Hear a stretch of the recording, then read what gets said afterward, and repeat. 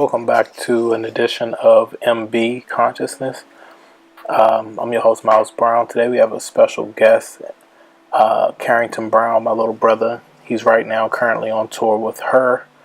They're on the Chris Brown concert, and he was able to stop by when he was in our city and drop some jewels on this podcast, and I'm so very proud of him to see what he's accomplished, how well traveled he is. Knowing that his talents plus discipline plus having a great personality and character has taken him so far. And anytime my little brother's in town, I take notes. So you might want to as well. All right, please enjoy. Your brain is just it's like a muscle. You know what I'm saying? Yeah. If you use it, it blossoms. If you don't, you lose it. So the podcast, I know my podcast needs some help, but I just try to be real on my podcast for real. And so you can't really to shoot. I'm concerned for all of us, like making it into the pearly gates at the end. You know what I'm saying? Why? Are you concerned? You know what you got to do. You know what the steps are. No. Nobody's going to be perfect.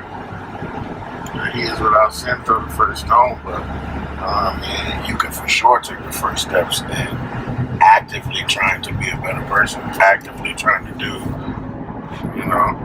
I feel like I do that.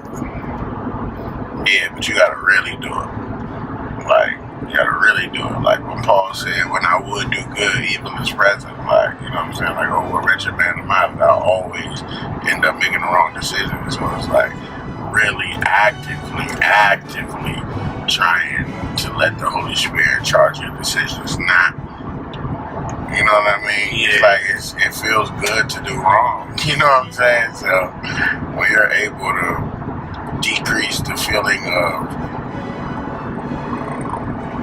I don't even know what to call it, like instant gratification for long-term goals, then you're on the, you know what I mean, you're on the way. But it just comes with discipline, man. It's all about discipline, everything. We could have dang near got off here, but it's all discipline, man. If you can manage to get yourself on the right track in life, like, even if it's small as like waking up one time, going to the gym,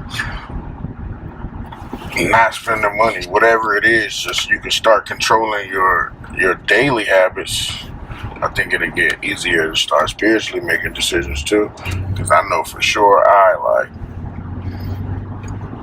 have been really working on myself just to like stop doing everything I want whenever I want to do it. Like for so long I've just been living my life doing whatever I want whenever I want. Yeah. And that felt like freedom to a certain extent, but now it's more freedom in being able to control your wants.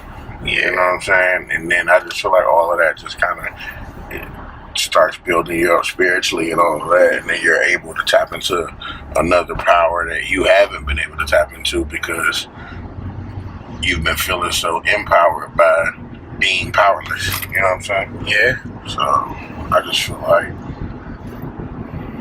you definitely can make the pearly gates. You know what the steps are, but it's like, when are you going to start actively, doing better, being better, calling on God to like really help you, because God will come in and step in and help you whenever you're truly ready. But even as humans, we say, oh, God, help me with this, blah, blah, blah, and then still seek our own solutions. You know what I'm saying? You just felt like protocol was like asking God to help you. But if you truly just like stay on the other side of gratification and just stay on this one side of, look, I'm not going to do this even though everything seems like I should do this. But you know what I'm saying? Like, I feel like it starts with that. If you can just start by saying like, okay, I'm not going to do certain things. You should put your phone down. Or I'm not going to go here or do that. And then like, no matter what comes from it. Like, 'cause sometimes, like, the wrong thing might seem like the right thing. You know what I mean? But you gotta open up that window of better or of the unknown. It's like, I know I don't want to drink tonight, but damn, if I start drinking, at least I know I'm going to have a good time. At least something lame is going to at least seem fun. But, like, you know, you got to exercise that willpower. Like, I'm not drinking, and whatever comes from, it comes from. And that's when the other powers can step in. That's when God can start directing you, because it's like you're in the unknown. But a lot of times we stay in the known because, you know, knowledge is power. So we think, you know what I mean? But really, knowing who knows is the real faith exercise. Yeah. Like, a lot of people believe, like, God's going to tell me this, and God's going to show me this, and God's going to blah, blah, blah. But the true faith, you know what I'm saying, is having the faith to know He knows and you don't know, but I'm cool with the fact that you know. You know what I mean? Right. That's real faith, but people confuse faith a lot of times with, like, you know, God gonna give me the answer, God gonna show me what to do, or God's gonna, you know what I'm saying? Like, you never hear more people just, like, being okay with being clueless. They always try to, like, wrap some, like, you know what I mean, a bow, something that makes sense to it. They always try to wrap some logic to it, you know? Yeah. Like, dope dude I mess with told me, like, people always trying to put ration where it ain't no rationale.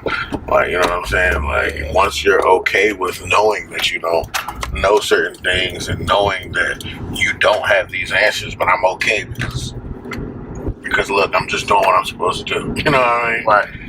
I'm just not doing that thing I want to do. I don't know how it's going to benefit or not benefit me, but I just know I'm not going to do it, and whatever happens, happens. Right. You know what I mean? And that's when I feel like the Holy Spirit jumps in and starts being able to guide us around the unknown. You know what I mean? Yeah. That's dope. That's dope. I'm glad the world and being out there and being very well traveled has helped you tap into your spirit a lot deeper. You know what I'm saying? Because a lot of us, like me, who never really moved out of my state that I grew up in, I don't know, like, it's not much of a know. Yeah. Oh, we're going past my middle school. What's the name of that middle school again?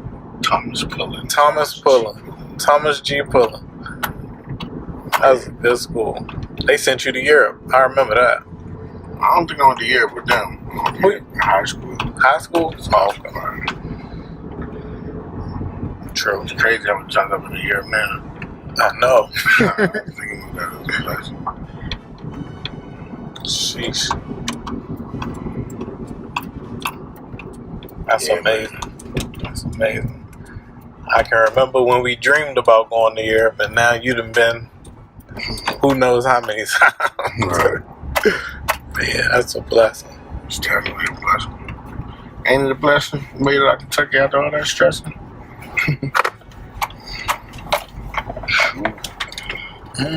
The big wow.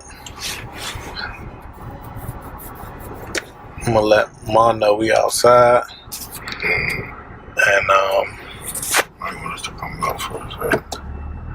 Almost positive. Yeah. Let's pop up for a second.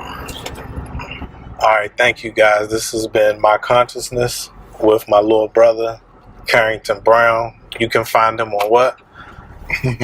Anything. Instagram, Facebook. You on there. Alright, peace.